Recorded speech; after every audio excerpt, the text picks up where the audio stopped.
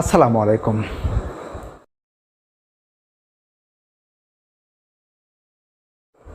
ওজন বাড়া কিংবা কমা। ওজনের ইংরেজি হলো ওয়েট, WEIGHT, ওয়েট।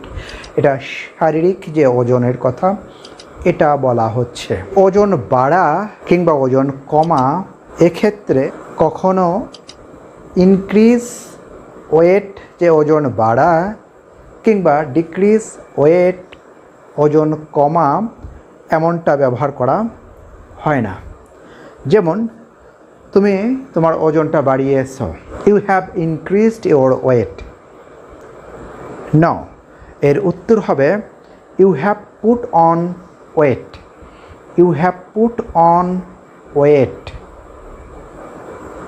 তুমি তোমার ওজন কমিয়েছ, you have decreased your weight. না, হবে কি you have lost your weight. LOST, lose weight হলো ওজন কমানো, আর পুট অন ওয়েট হলো ওজন বাড়ানো। আমরা ডিক্রিজ না ব্যবহার করে লুজ ওয়েট, আর ইনক্রিজ ব্যবহার না করে আমাদের পুট অন ওয়েট ব্যবহার করতে হবে। Thank you.